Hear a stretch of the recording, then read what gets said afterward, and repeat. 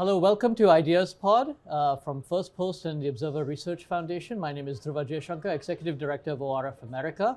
I'm at the Raisina Dialogue 2025 in New Delhi, and it's my pleasure to be joined by His Excellency Elmer Schialer, who is the Foreign Minister of Peru. We have lots of representatives and perspectives from around the world, and it's really a pleasure to have His Excellency to give us a perspective from Latin America and from Peru in particular. Minister Schialer, maybe start talking about, we are in a world where there are major changes happening to the global economy. We have the imposition of tariffs by the United States. We have new trade agreements being signed. How does Peru see, how does the world look from Lima, particularly from an economic and trade perspective? Right, okay. Well, thank you very much, first of all, of having me in your program. I'm very happy to have the opportunity to talk about a little bit about Peru here in India, in this part of the world, which is so close and so far at the same time from my country. Yes, indeed, we have many changes coming. We saw some of these changes already coming in the past, and now we have additional fluidity, I would say, in the international relations.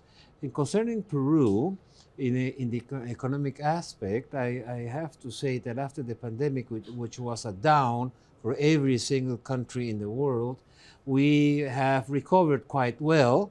Then we had a 2 or 3 years of a stalled economic growth, but now we are growing at a pace which is one of the best numbers, 3.3% GDP yearly in growth, one of the better numbers of Latin America. So we are working hard. We have a very diversified export economy, which is basically based in minerals, several minerals, amongst them many of the so-called critical minerals that we can talk about afterwards, and of course agribusiness. We are now world leaders in 2 or 3 agricultural products, like, for example, blueberries or asparagus, or even artichokes. So I think we are doing quite well. We, of course, need to grow much more. The needs in Peru are still large. We have roughly under 1/3 of the population living under so-called poverty line, which we, of course, then have to do 2 things: generate wealth, generate richness, and then distribute this richness, this wealth accordingly.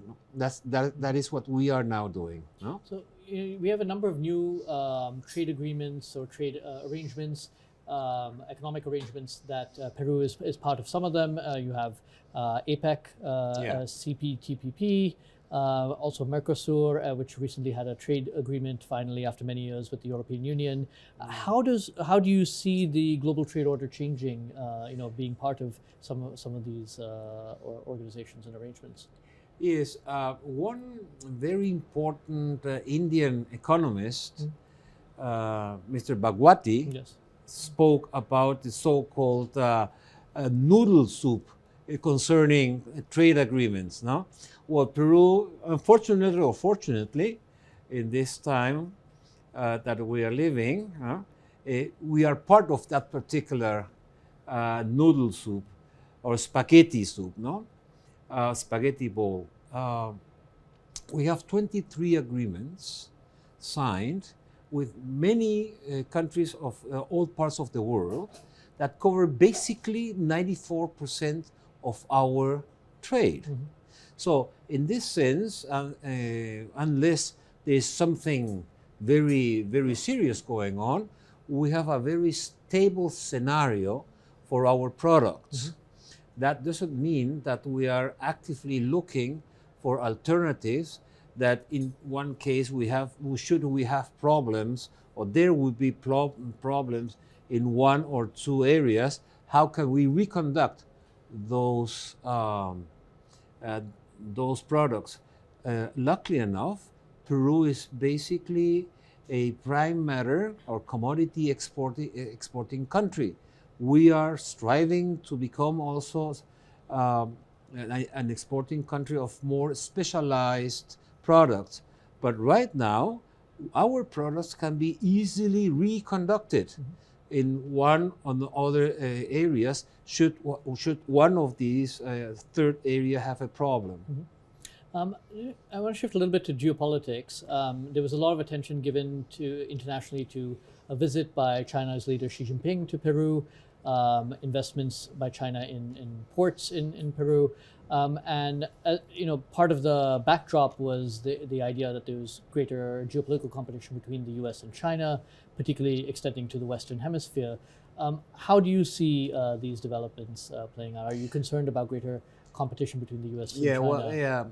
Well, I've heard already these arguments by some friends of ours in the United States, and in reality, this is something like an ex-post theorization of what really happened.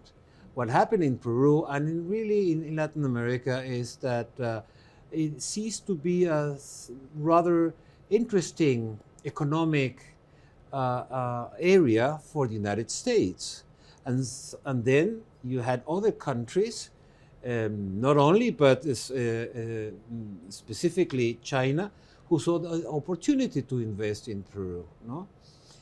We had 15 years ago a trade, for example, amount of roughly $9 billion with both countries, China and Peru. No?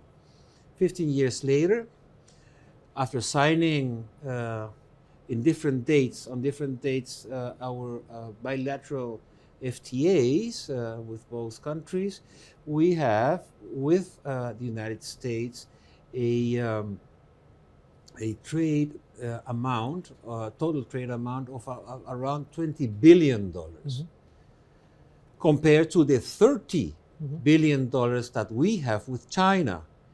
So we have 1/3 more trade with China than with the United States, being an open, leveled playing field for all players, trade and business and investments in Peru. And the same thing I can say, even worse in the figures for the United States. Unfortunately, we have about $33 billion investment from China in Peru compared to $10 billion of the United States. And I've told my American friends, hey, look, you have investment opportunities in many sectors in Peru.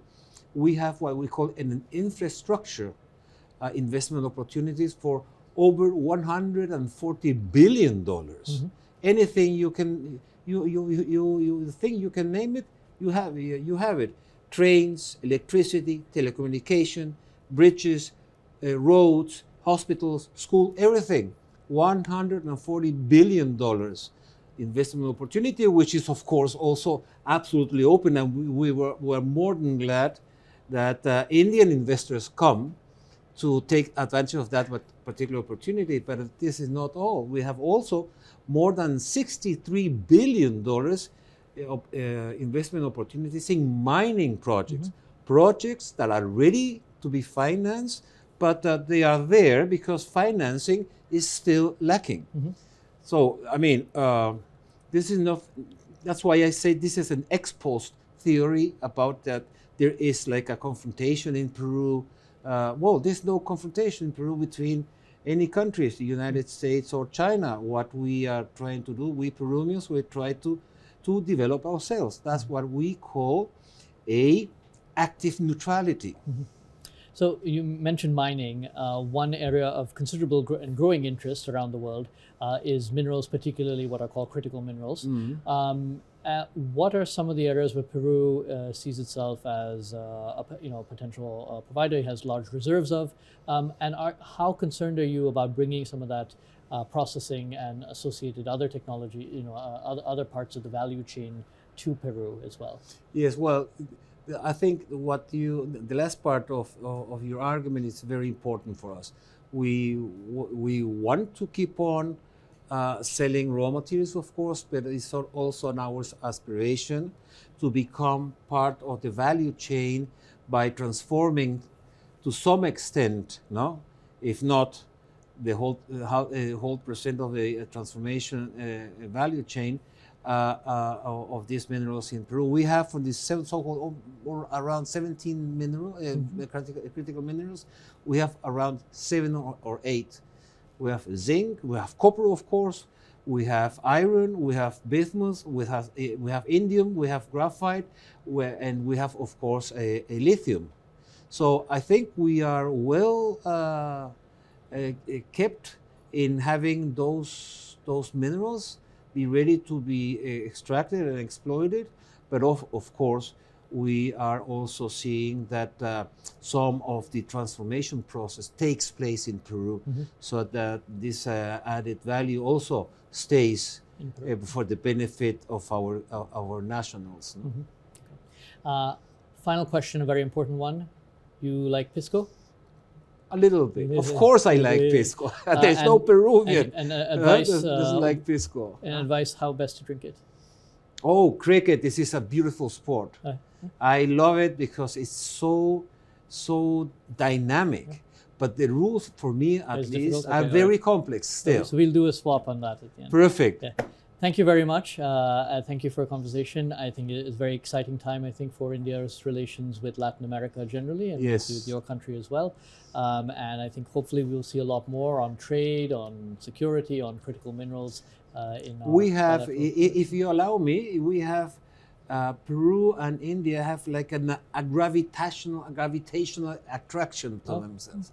And this ought to be strengthened and formalized by FTAs. For example, we are negotiating one FTAs and other joint actions, as both are cradles of civilizations, Peru and India. So maybe next time we can have a Machu Picchu dialogue and perfect.